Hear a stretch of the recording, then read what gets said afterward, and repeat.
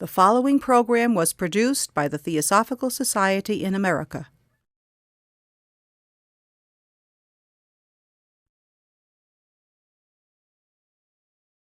Now, I've titled my talk, The Gandhi You May Not Know, in the belief that most of you know a good deal about Gandhi. I don't know how correct that belief is, but perhaps it is correct. We at least have an idea about who Gandhi was.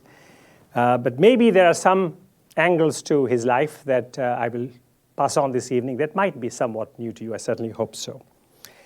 I should add that there are many more angles to this man in this big, fat book that you've just seen. This book has just come out in America as an American edition, and it was quite wonderfully welcomed actually in India. It has also had a UK edition, and I'm very pleased that an American edition has come out. And I hope certainly that at least some of you might be interested in getting more about this man. Now, as Ruth Ann has already informed you, when Mohandas Gandhi was a 19-year-old student in London, he met Madame Blavatsky and Annie Bessen, this Irish woman who played a very big role with the Theosophical Society in subsequent years. Actually, Gandhi refers to this encounter with Annie Besant and Madame Blavatsky in his autobiography. He met two theosophists in London at that time. We are now talking about the year 1889. And these two theosophists, one was the uncle of the other, Bertram Keightley and Archibald Keightley. They took young Mohandas in August or September of 1889 to meet Annie Besant, who had just moved from radicalism to theosophy and was very much in the news. And apparently, Madame Blavatsky felt that this was just terrific. The capture of Annie Besant, as she felt it was just great news. And so the Keightley brother, nephew, and uncle pair told Gandhi that this is what is happening, and there's a meeting, and Annie Besant will speak, and Madame Blavatsky will be there. So this young man, 19 years old, he went. He was intrigued by the idea of a former atheist proclaiming her conversion to something new, so he went there. And he always remembered for the rest of his life a remark that Annie Besant made at that time. She said apparently at that meeting, which Gandhi records in his autobiography written decades later, that she had said that I would be content with an epitaph that I lived and died for truth. This is what struck young Mohandas Gandhi.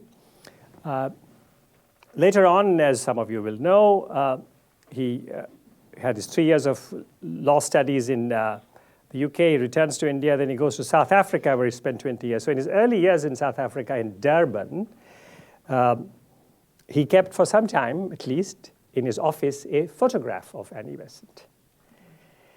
And then some years later, now Gandhi is 32, he is visiting in India from South Africa. He's kind of made South Africa his base, at least for the time being. He makes a short visit to India during that period. And on that visit, he again seeks out and meets this Irish woman, Annie Besant, who is by this time in the city of Benares, the holy city in India. So he has a meeting with her. She's not very well, but he has a meeting with her there. He returns to South Africa, and then he wages great battles there, and that is where he also discovers this notion of a nonviolent fight for justice, to which he gives the expression satyagraha, made up of two Sanskrit words, satya, truth, agraha, firmness for the truth.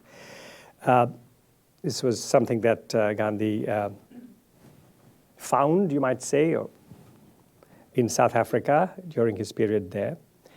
And he won some great battles there on behalf of the discriminated against, persecuted Indian minority in South Africa. And then at the age of 45, he returns to India for good.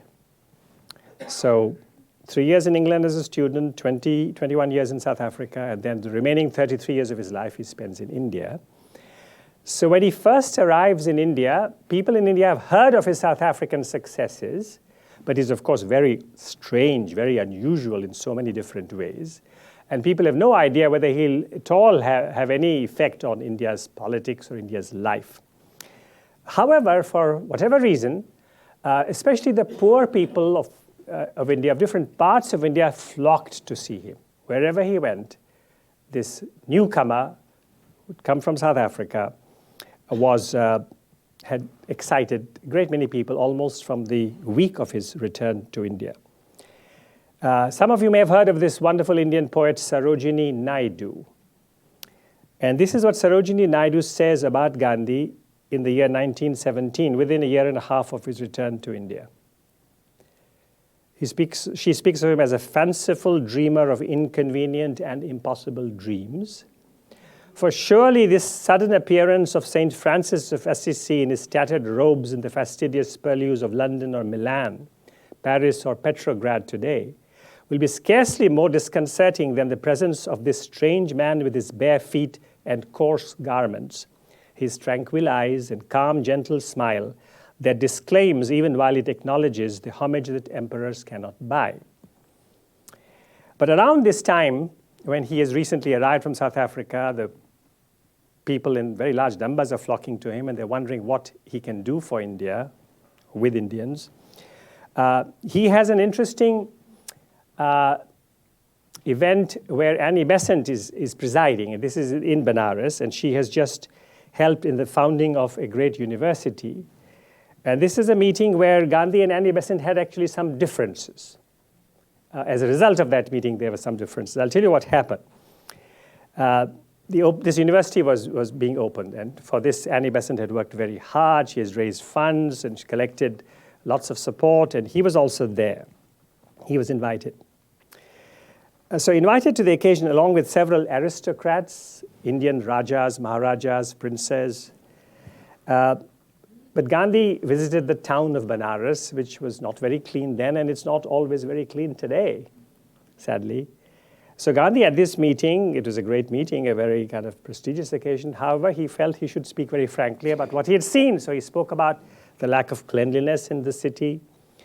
And then he made some rather controversial statements. He spoke of the quote-unquote richly bedecked noblemen seated on the platform and contrasted them with the millions of the poor. So he wanted to underline his message.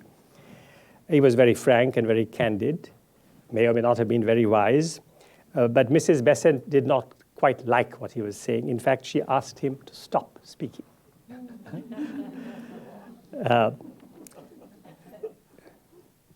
We've just heard about the freedom of expression that we want here. Well, she exercised her freedom as a chairperson to ask the speaker to stop. So this was an interesting incident. By the way, this too is described in that book. Now,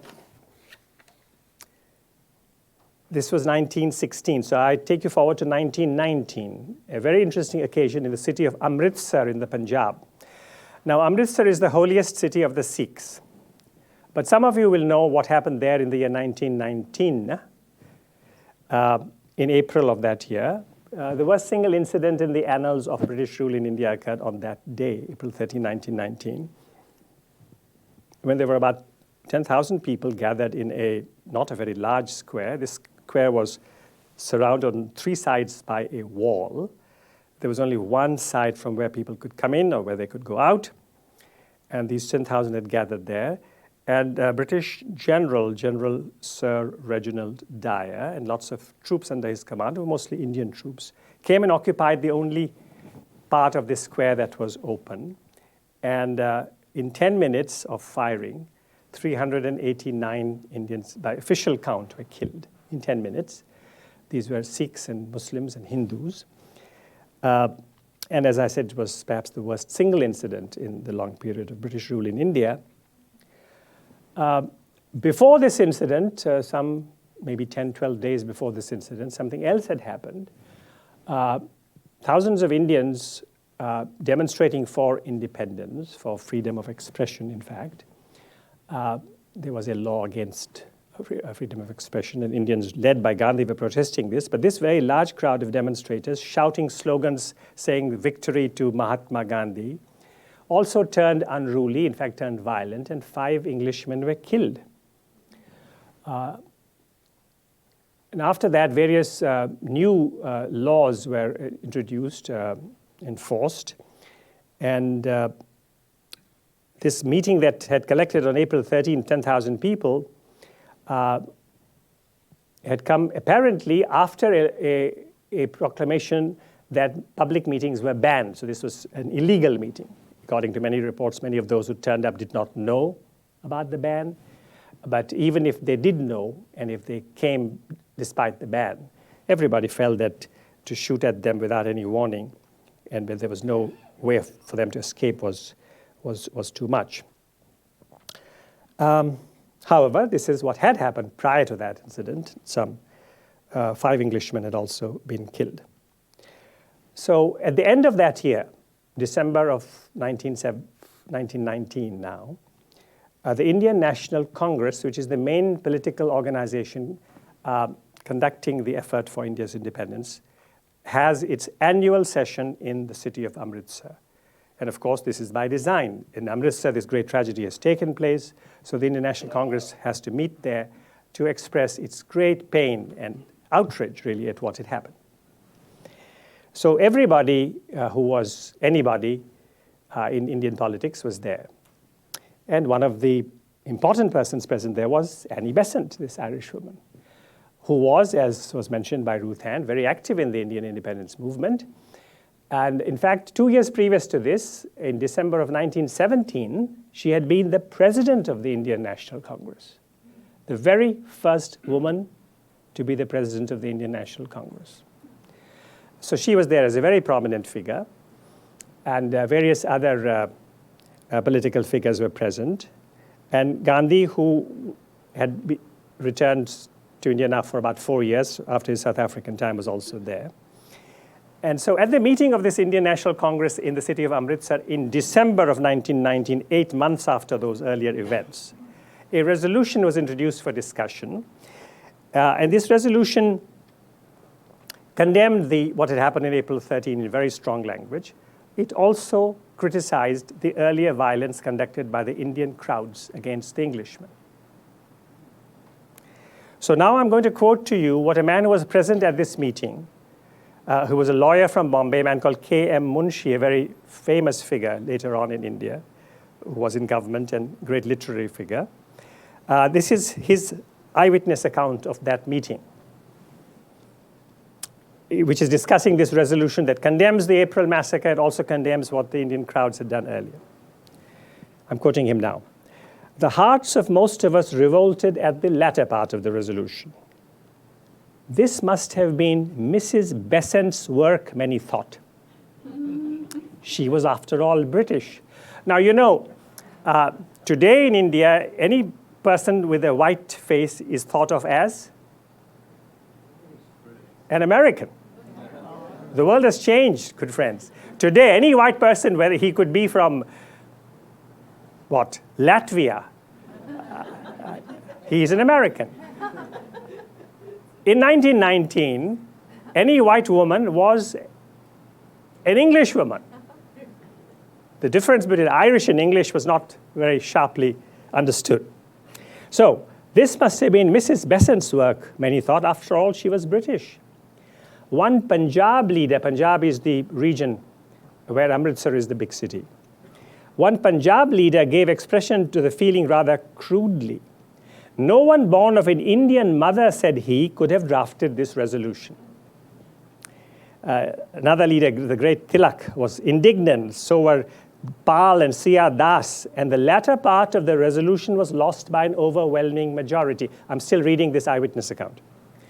The next day, the president wanted the committee to reconsider the resolution, as Gandhi Ji. Now, Ji is, how in India you add that suffix to convey respect. Gandhi Ji, he said, was very keen on it. There were vehement protests.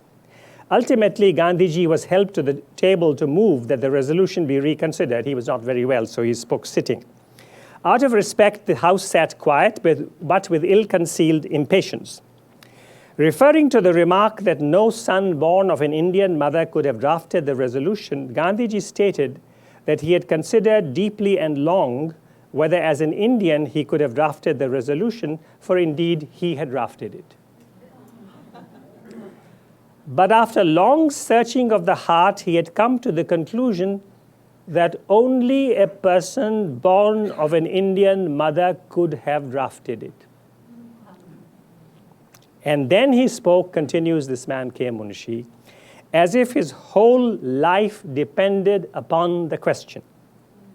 When he stopped, we were at his feet. The resolution was reconsidered and accepted in its original form. So this is how Gandhi educated, taught, challenged the Indians to give to their movement a tone, a stamp, a character that would really succeed. And of course, we know that it did succeed. Now I'm going to present to you 4 Gandhis that are not so well known. One is the rational Gandhi, and the other is the man of the ocean Gandhi, you might say the sailor Gandhi. And third is Gandhi, the man of music. And the fourth is Gandhi, the man of attachments. So first, the rational Gandhi. We all know about Gandhi's commitment to his conscience, to the inner voice. If he felt a deep inner urge, he would do it. But then he was also very interested in hard facts and basic data. Some of you are aware of the Salt March of 1930. It was decided that there would be a non-violent fight against British rule. What was not decided was, what was the issue on which we will fight? What exactly? Because you can't say we are against everything that the British are doing. You have, if you're to win a war, you also have to fight a local battle before you win the war. And the battle has to be on a particular terrain. So what is the terrain on which we will fight the British in 1930? So people were getting quite impatient, and Gandhi was wondering. Tagore, the great poet, went to Sabarmati, Gandhi's ashram, and said to Gandhi, what is going to happen? Gandhi said, I don't know. I'm furiously thinking, but I have no idea. Then suddenly he had the inspiration for the Salt March. We all know about, at least those who have studied his life know that he had this kind of inspiration, and the Salt March was in fact an incredible success. But then when he does have the Salt March and he takes his 80-odd associates marching 240 miles from Ahmedabad to the coast, what does he do on that march?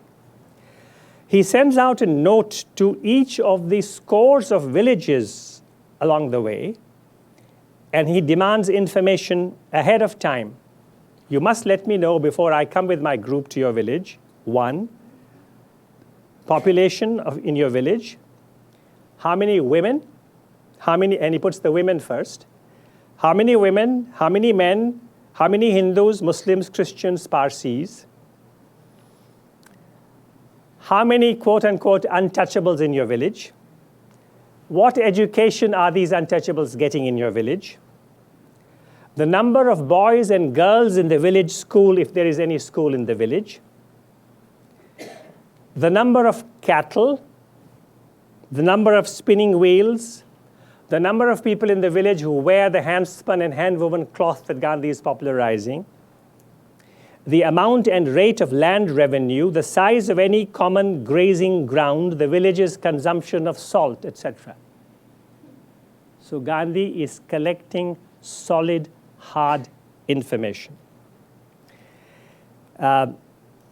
Much later, on another march of his, the famous march in the area of Noakhali in what is now Bangladesh, where he went to defend, in this case, Hindus were under attack from Muslims. Here too, he demanded information about each village he was visiting. His grandniece Manu was with him. So was this remarkable anthropologist from Calcutta called Nirmal Kumar Bose, who was translating for Gandhi, Bengali into Hindi or English. And Nirmal Kumar Bose and Manu were forced to do their research in village after village. Therefore, in Manu Gandhi's account of that march across those villages, 47 villages, there is a record of the population of each village, broken down by caste, by religion, by occupation. So the Gandhi, the man who is often driven by his deepest inner urge, is also a kind of a social scientist who is collecting solid information. Okay, the Gandhi, the man of the sea. Now, he was born in this place called Porbandar, which is on the Arabian Sea. So he had this early, you might say, bias in favor of the sea. He's known as the marching Gandhi. And there are many statues in India at any rate, and elsewhere too, of the marching Gandhi, staff in hand. And on that salt march, when he preceded Jawaharlal Nehru, his very close political associate, who afterwards became India's first prime minister, this is how he described the start of that march. Today, the pilgrim marches onward on his long trek. Staff in hand, he goes along dusty roads in Gujarat, clear-eyed and firm of step, with his faithful band trudging along behind him. So the marching Gandhi is very well known, often described. But I want to describe to you some of his sea voyages. Some of you are aware of this tract that Gandhi wrote while he was in South Africa, or when he was during that period. He actually wrote it when he was on a ship from England to South Africa in 1909. This tract is called Hind Swaraj, which means Indian home rule or Indian self-rule. And in this tract, among other things, Gandhi very strongly attacks many aspects of modern civilization. He attacks cars, he attacks planes, he attacks trains. He's a kind of an environmentalist there. But he does not attack ships.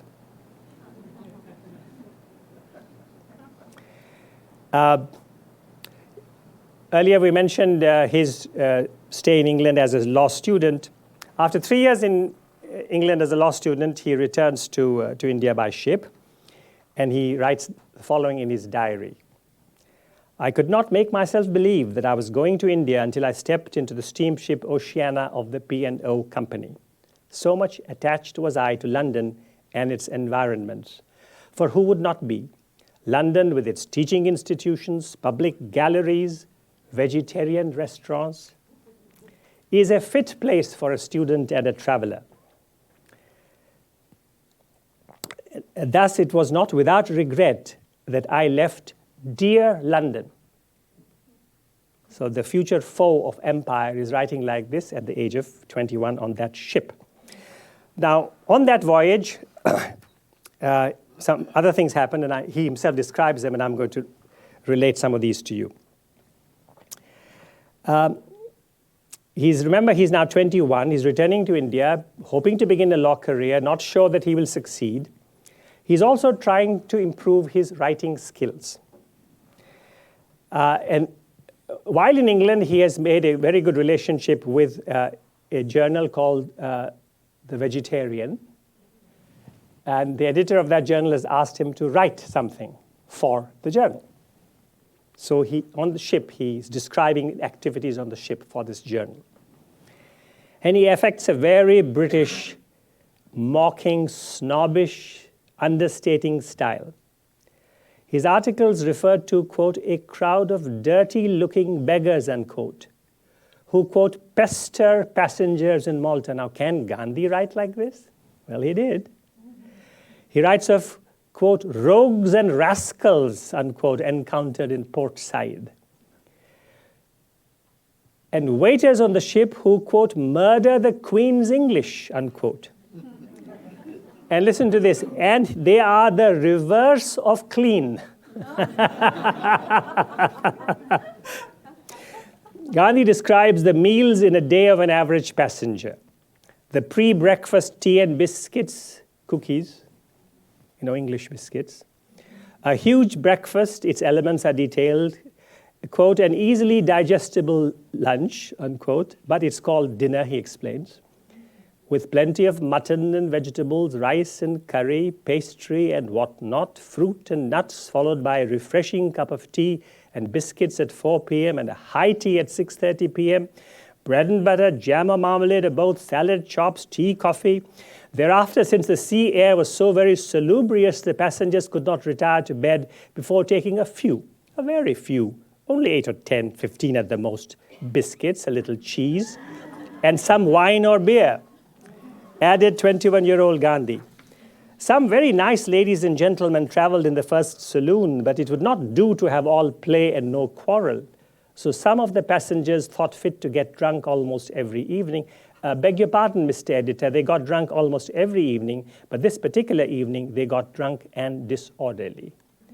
So how very, very British this young 21-year-old Gandhi on that ship is. As far as I can make out, this was the first and the last time he wrote in this British, understated, mocking style. Okay, there are other journeys that I won't spend too much time with, but I will mention, okay, this sea voyage. I mentioned to you he's 23 when he goes to South Africa from India, and he discovers great things, a purpose for his life, a weapon for battling injustice. But his family are back in India. He returns to India and takes his family back to South Africa. And on this voyage, this is in 1896, at the end of 1896, Gandhi is now, 27 years old. He takes his family and a few other relatives to South Africa. This voyage, when two boats, the Kurland and the Naderi, sailed together for Durban out of Bombay, is quite well known. It's described in his autobiography. 4 days short of the Natal coast, a violent gale hit the boats.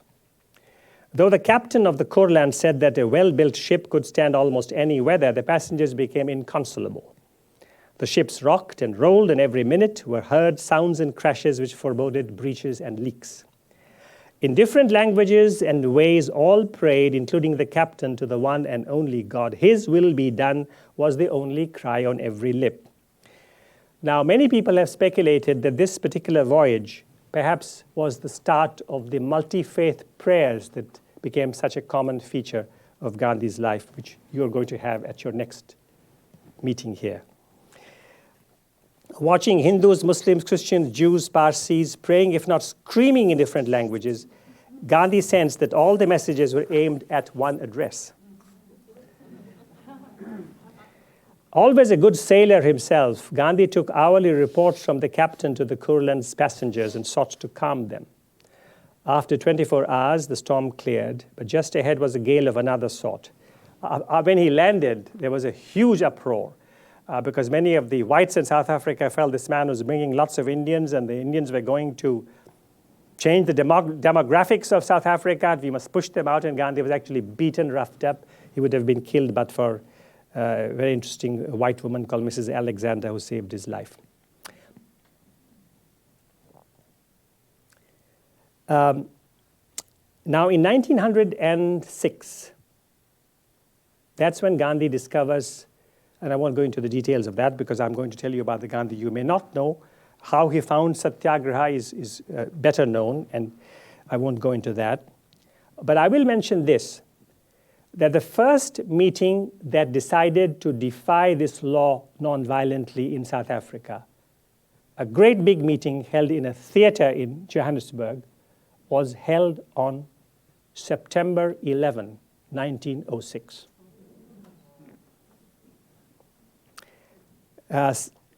A couple of months or so after that, Gandhi goes from South Africa to England to negotiate with British rulers to see if pressure could be applied from London on the British rulers, white rulers in South Africa, for the sake of the Indian minority there. And he writes about this voyage of his in the journal that he started in South Africa. This is called Indian Opinion, and he has it in several languages to reach the different groups of Indians in South Africa. And he writes about this journey and the ship in which he is traveling. It's called the Armadale Castle. The ship is as big as a small town. There must be about 1,000 persons aboard, but there is no noise, no disorder. The English lawyer or businessman who had only recently trekked long distances in the Zulu War, who felt happy with dry bread, now did no work on the ship. He presses a button, and attendant stands before him. Why indeed should such a people not rule? So he's describing this to the Indians of South Africa. And then 3 years later, he makes another trip from South Africa to England and comes back. And that is when he writes this great tract, Hind Swaraj, about which I've already mentioned. And on that voyage from England to South Africa in 1909, he wrote this book. He just wrote it continuously. He felt he was being inspired. He wrote without ceasing. When his right hand got tired, he wrote with his left hand. Nothing was scratched out. In addition, he also translated on that voyage a very long epistle written by Tolstoy called A Letter to a Hindu, which Gandhi translated. As you know, Tolstoy also had quite an influence on Gandhi's life. And then there was this voyage in 1914. Start in December 14. In January 15, he was in India. And this is when he was returning to India for good. And he had to come to India with a plan, with a strategy on how he would try and change India. And this was the only time that he and his wife were traveling, just the two of them together. Otherwise, Gandhi was always with associates, co-workers, colleagues. This was the only time ever that Mohandas Gandhi and Kasturba Gandhi traveled together. So it's a very special kind of voyage. For the first time since their marriage, Kasturba had her husband wholly to herself. The children had left earlier. There were no co-workers on board. They greatly missed Kallenbach, the Jewish architect of German origin who had given Gandhi great support in South Africa, who had planned to come with them, but then because he was of German origin, the war had started, so the British said this Kallenbach would not be given a visa for India, so he couldn't come. So Gandhi writes to Kallenbach, the only thing to complete our happiness would be your presence. We always talk about you. Then Gandhi writes to Kallenbach, before retiring, I invariably read the Bhagavad Gita, the Ramayana, and I sing one hymn. Now, I mention this not to remind you of Gandhi's religious practices, but that he also enjoys singing to himself. So I rather like to imagine the Mohandas and Kasturba on this ship called the Arabia, on the brink of a very large undertaking, doesn't know what will happen. Kasturba having him all to herself, and he, always a good sailor, finding pleasure in the voyage, and singing each night a prayer song as the ship plowed its way across the waters. So, yes, there's one other voyage I will mention. He's back in India now. In 1931, he goes to England for negotiations for what was called the Round Table Conference. The ship is called the Rajputana. He took many with him this time, his secretary, Mahadev Desai, his son, my father, Devdas, his other secretary, Pyarelal, his friend and supporter, Ghanshyam Das Birla, and his British associate, Madeline Slade, or Mira Ben, as she came to be known, who was 39 at this time. Since Mira's father was an important admiral in the navy of the British Empire, she was familiar with the sea and with ships. She assessed that as a sailor on the Rajputana, Gandhi was, quote, out and away the best among the party.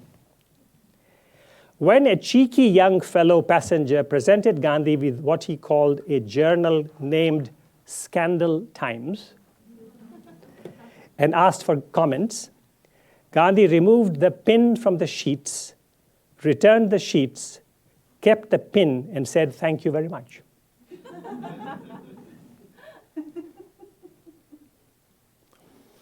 Now, I've already mentioned that Gandhi enjoyed singing these prayer songs to himself. But I want to mention a few words about Gandhi and music. He has mentioned in the autobiography how as a very small boy, he came across, somebody came to the house. This happens still in India. People come from the street and they sing before you. This particular person came and sang the story of Shravan with a pole across his shoulder and the baskets hanging down from the pole, its ends, and his father sitting in one basket, the mother in the other basket. And it's a very well-known and sad story.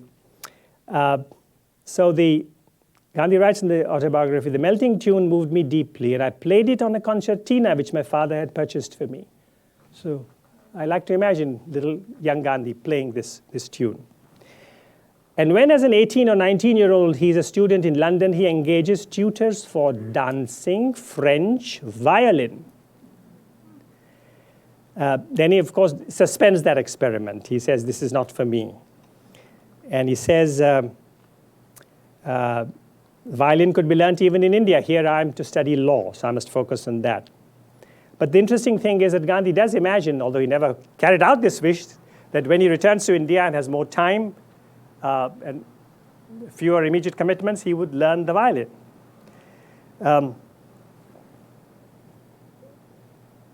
And during his South African time also, there are many instances where he turns to music for solace.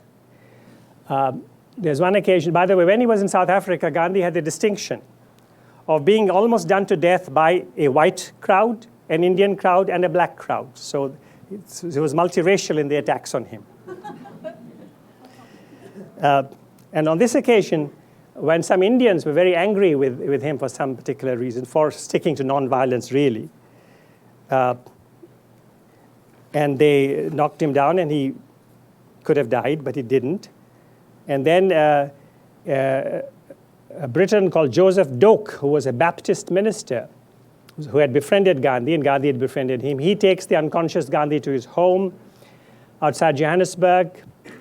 And there, a Gandhi who was revived gives instructions that the people who have attacked him should not be persecuted, should not be prosecuted, beg your pardon. A doctor treats him, but he's quite unwell, and he's ordered by the doctor not to speak. But he then says to Joseph Doak, "Please ask your daughter to sing me this song." Little daughter, Olive. And this is, yes, it is a religious song. It's the one of Gandhi's favorite kind of Western sacred songs, "Lead Kindly Light Amid the Encircling Gloom." And the girl sang the song, and 20 years later, Gandhi says, "All my life, I can never forget the whole scene and the melodious voice of little Olive as she sang that song." And then when he's in India too, when he's in prison, he often sings to himself.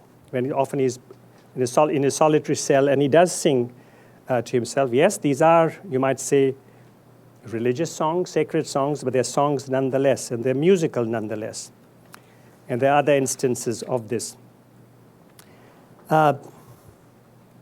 When he went to London for the 1931 Round Table Conference, I should be finishing soon, shouldn't I? Yes. Yes. He was in England for this conference. He stayed in a poor quarter in London with Muriel and Doris Lester, two sisters. Muriel Lester organized, quote, "a joy night when humble folk from the East End of London could have some amusement. A woman called Martha Rollison patted Gandhi on the shoulder and said, 'Come on, Mr. Gandhi, let's have a dance.' According to Muriel Lester, Gandhi looked awfully pleased to be asked, but he did not try to dance. At the Dorchester Hotel, the maitre called Charles greeted Gandhi, reminding him that they had taken dancing lessons together when Gandhi was a student in London. Gandhi, remembered, exclaimed, 'Charlie!' A reporter from the Evening Standard asked Gandhi if he intended to see plays in London. Listen to Gandhi's answer as published in the newspaper. "At one time, I used to attend the Lyceum. I liked Shakespeare's plays. I adored the incomparable Ellen Terry. I worshipped her, but that was before the advent of melodrama. The only reason I will not attend theatres in London this time is because I shall not have time. I'm not the dreadful old man I'm represented to be. Actually, I'm a very jolly fellow. I can almost be described as Scotch. I'm very careful of my sixpences." Towards the very end of his life, 48 in Delhi, one evening his friend and wonderful singer Dilip Kumar Roy, he comes to sing at Gandhi's prayer meeting. And here is what Dilip Kumar Roy would later write. "After the meeting, I made my last obeisance on the lawn of Birla House. He looked at me tenderly with gentle, sad eyes and said, 'It was good, that song.' I know you had a special liking for that song, said Roy. He sighed, Gandhi sighed. When do I hear you next? Tomorrow? I must fly tomorrow for Calcutta. He smiled. Well, well, if you must, you must. And that's the end of it, but I will miss you tomorrow. When I left him, my eyes were moist with tears. I was moved by him as never before. So then there are other examples of, we know of how Gandhi looked after India. He adopted all of India as his family, and as a result, his wife and sons did suffer, no doubt about that. But there are instances also of Gandhi's very deep attachment to his wife and his sons. His longing for a kind of family life that he was not destined to have. But he was attached, but he conquered that attachment because of what he felt his task in the world, his task for the world was. So I think I will end with that, and thank you very much.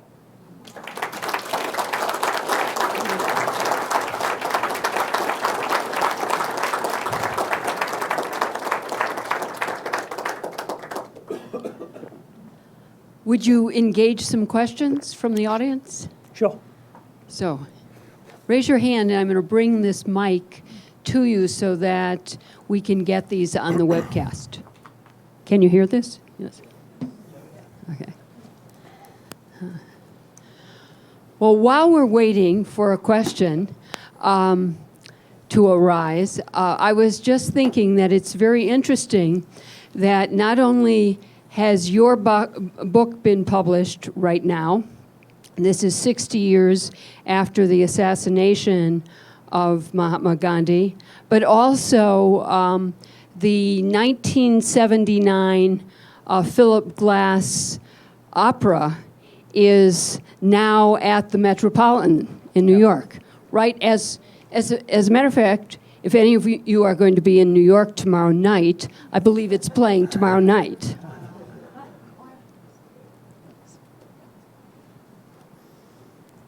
Hello. Hello. Can you just describe briefly your relationship to your grandfather as a boy? If you may have written about it, but I haven't read about it. I was 12 and a half when he was killed.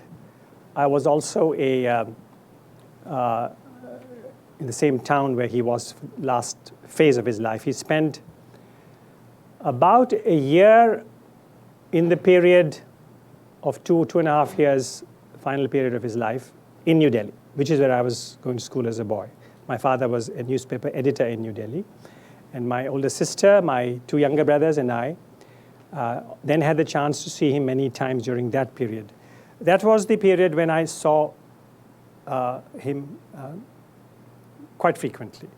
Before that, he was either in prison or he was trying to put out fires in different parts of India. And there were brief occasions earlier when I was with him, but this was the the extended period where I interacted with him. It was not a period where I had one-on-one occasions with him. I know that today there is the widely accepted and I think perfectly appropriate view, family first. But that was not Gandhi's motto. But perhaps almost because of that, whenever he did see his family, he was very, very endearing and affectionate to them. In that final phase of his life, remember India is getting independence, but India is also getting partitioned. And there is considerable violence in the land. And the violence hits Hindus and Sikhs, it hits Muslims. Hindus and Sikh refugees have come to India from Pakistan. Muslims in Delhi are feeling very insecure, are being pushed out. So he is meeting people from both aggrieved communities. People are losing lives. So he can't afford to spend too much time with his son and his grandchildren. He has to attend to these people. But he does show great warmth to me and my siblings. And one special time we had was before the kind of 5 o'clock multi-faith prayer meeting, which used to be held not far from where his room was. So we would arrive to be with him, walk with him a couple of 300 yards, 600 feet to this prayer meeting, spend the prayer time together with him, about half an hour, 40 minutes, which is a very instructive time in many ways, and then walk back with him, and a lot of banter and fun on the way to and the way back. But once you were there on the site of the prayer, you had to become very serious and still and quiet and respectful. One interesting, yes, you know, the traditional Indian way for youngsters to greet their older relatives is to bow respectfully before them. It's not just a formal thing, it's both an affectionate but also a respectful way of greeting. And the older person then either puts one hand or both hands on your head and caresses your head or blesses you. But his way of blessing and greeting me was to give a great thump on my back. Now, he was not very strong, he was old, he was often fasting, but still his thump was quite memorable. And he would, take every chance to have some fun. He would tease his grandchildren. And my youngest brother was then only 2 or 2.5, and he was learning new tricks every day, and he was also learned how to mimic his grandfather, and his grandfather enjoyed mimicking him. So that was a very special occasion to see these two. Of course, I felt a little bit left out, but that was that. But perhaps the strongest memory of that period is at this prayer meeting. The format of this was like this. There would be prayer verses, short verses from different religions. There would be a moment of silence, meditation. And then there would be a prayer song also. Gandhi was very keen that people should not be bored. There was a limit to people's patience. And then he would speak on burning national issues to whoever was present. And these were sometimes hundreds of people, sometimes thousands of people. And by this time, what he was saying was also being aired on India's official radio, because the government was led by his followers by this time. So I would be with him at the prayer meeting, often seated quite close to him, and together we would face the audience. Of course, there were others also sitting on this platform. And then sometimes there would be protests. Remember, I've mentioned what the climate was. There was violence, bitterness, suspicion. And one of the earliest, the very first thing in Gandhi's prayers was a Buddhist chant. Nam Myo Horenge Kyo. And this next item was from the Holy Quran, the opening chapter, Fatiha. It's a short chapter. Those who know it know how wonderful it is.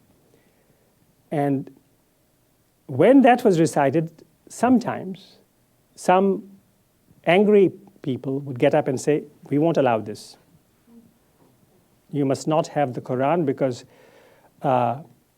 people have killed our relatives in the name of the Quran. So Gandhi would say to them, the others don't seem to mind. Then he would say, what do all think? This is what the opinion is. What does everybody else think? And people would say, of course we don't mind. Go ahead. Then he would say to the objectors, see, others don't mind. Why don't you go along with what the others say? So often they would agree. But there were moments when they did not agree. So Gandhi would then say, all right, if you won't allow me to have the Quran, I won't then also have the Gita. And I will proceed straight to my post-prayer talk. Sometimes those who were protesting were angry enough to make people like me, boys like me, somewhat concerned. What if these people came and attacked him, knocked him down? He had no bodyguards or security persons. So I would ask myself if I was in a position to help him, if any attack came. So that is my most powerful memory of his teaching lessons in democracy to the prayer audience, but also you might say, almost his warmth to people who were angry at him. This is what kind of surprised me, that these people are sort of shouting at him, but he's not shouting back at them. And then also that he's not afraid. He's not afraid. I had one question. It's more historical, perhaps. I was reading recently about one of the other, person who had participated in the, in the movement in India, Siraj Gopalachari. It was just coincidental. My grandfather and he had spent time in the Vellore jail in the 1920s. What's your grandfather's name? Venkatakrishna Rao, Kodagiri Venkatakrishna Rao. He was from Andhra Pradesh. Famous person, yes. Yeah. So the part that he talked about in his jail memory was he thought there was considerable empathy in the population, and when they were arrested and put in jail, the people didn't rise. So how, considering a lot of this was done by educated intellectuals, how did they get the masses to participate, in the movement? Well, that's a great question. For one thing, the desire for independence was very widely felt, was of long standing. So Gandhi, nobody was needed to ask people to be interested in independence. What did men like Gandhi do? For one thing, and this is the assessment of quite a few scholars, that he was effective in getting fear out of people. Fear of being beaten, fear of being sent to prison, fear of losing property. So this doesn't explain the sympathy that the movement had, but it explains the participation by hundreds of thousands of people. Until Gandhi's arrival on the scene, there were two broad methods. One was to request the British government to be gentler, kinder. The other was to assassinate a few people. The petitioning and praying didn't take people very far. And assassinating, in fact, produced fierce reprisals which brought great suffering. So when Gandhi came, he offered a third way, where you didn't lose your self-respect, you were able to say no. But you also didn't kill or attack or destroy or throw bombs. And therefore, if a nonviolent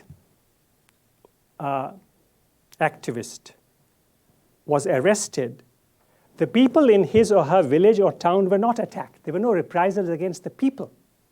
Whereas when a violent man was arrested, or when a violent man disappeared after throwing a bomb, that whole village was punitively, you might say, dealt with by the government.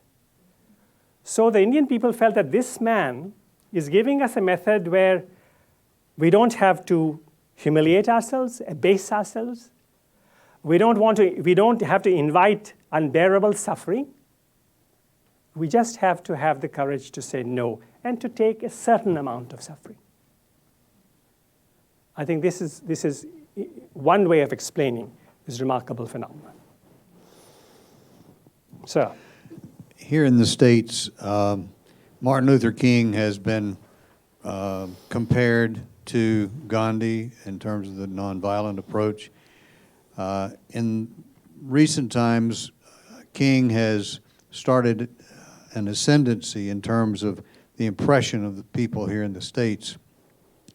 My question is, does Gandhi still have that resonance in India? One way of judging somebody's resonance, relevance, popularity, currency is how they fare in popular movies. And some months ago, there was a movie made which introduces Gandhi in a very unexpected way. It was an unbelievable box office success. And that triggered something very remarkable in different parts of India. So yes, Gandhi is enjoying quite a resurgence in India today, although not everything that's happening in India is very Gandhian. Yes?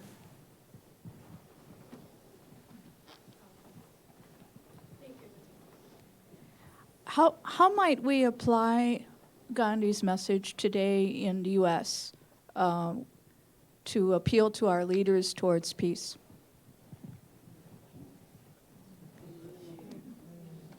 I think that's a question I should be asking all of you. It's a great question. But it's not just in the US, all over the world. I think we sometimes feel that anger, hatred, violence is the way to bring peace, but it very, very seldom is, if ever. And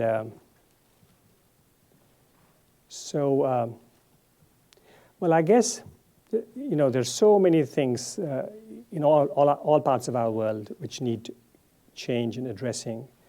Every city in America has its issues. Every part of America has its issues. And now, of course, there are these great economic challenges. But I think there is something also which Americans have to address, which is America's relationship to the rest of the world. Despite all the enormous challenges, difficulties of life in America, America's relationship with the world is very, very important. And to me, it's an amazing thing how this incredible country, sheltered by the oceans, blessed by Providence, has done so wonderfully well in so many ways. And human life is still quite remarkably preserved, protected in this country. But then, what about the rest of the world? So I think America has to understand that a life of an individual outside America is also as precious as the life of an individual inside the United States. There's much more that I can say in those general lines, but in terms of actual strategies, I think we should do what Gandhi did, collect lots of information and data about different places, and then also seek inspiration. Gandhi had this flair for discovering not only the goal, but also the precise strategy, the precise tactic. And it doesn't mean that the same thing should apply in every part of America. But as long as there are people who are asking that question and meeting as groups to see what in their area they can do, and if they feel what can be done across America as a whole, I wish I had kind of formulae for success there. I don't. But I share your very strong feeling that some way has to be found to do this. So thank you for your question.